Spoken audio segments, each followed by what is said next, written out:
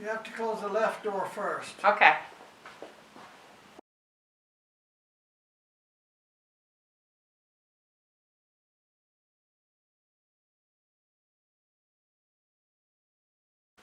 Is that thing rolling? I think so.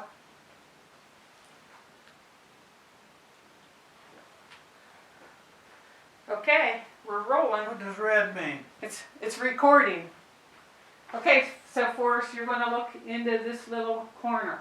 Can you hear me? Okay, that one's rolling over there too? Everything's rolling. So you're ready? I am ready. Okay. And you're looking at, are you looking at my hand? No, Okay, good. up. Okay. Okay? I think we have a pretty nice shot here. Now you're going to have to speak loud because I'm not wearing my ears. Okay, so Forrest, do you want to say hello to Andy? Hi Andy, I'm Forrest Fenn. I'm here to answer your questions whenever you're ready. Here we go. Has the location you have chosen for the treasure always had a special meaning to you, or did it become a special place later in life? Well, Andy, always is a long time. I'll just say that where I hid the treasure is a very special place to me, and I really don't want to elaborate on that. Okay. Is a four-wheel drive vehicle required to reach the starting location? Speak louder. Is a four-wheel drive vehicle needed to reach the starting location?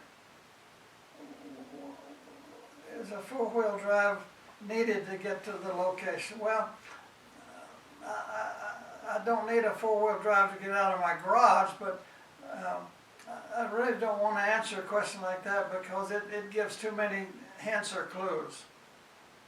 Okay. What would you like to happen if the treasure remains unfound?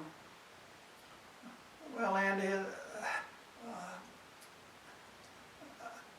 I think somebody's going to find the treasure. I don't know when, but if nobody ever finds it, you know, as the decades go on, why eventually somebody's going to find that treasure.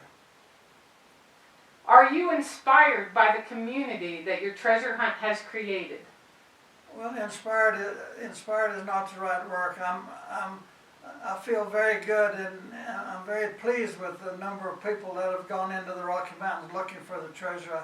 That was one of my goals, and I'm very pleased that that has happened. Have you ever been to El Dorado Canyon? Say it again. Have you ever been to El Dorado Canyon?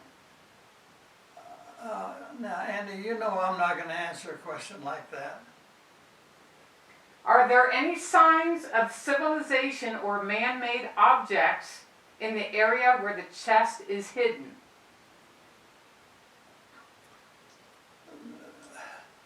Well, I don't know what you mean by in the area. I mean, the area could be 100 miles.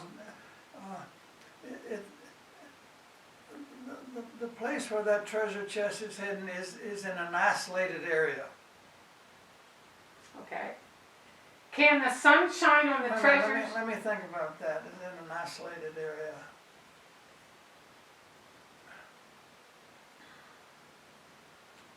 What does isolated mean? Is that your answer? Okay, that's good. Okay.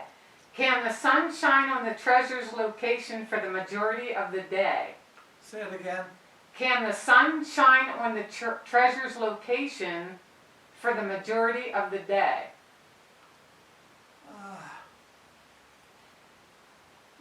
The location where the treasure is hidden is in the sun a good part of the day, yeah. Okay.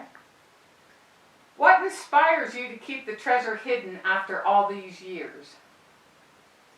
Read it again. What inspires you to keep the treasure hidden after all these years? As opposed to going back to get it? Is that what he's trying to say?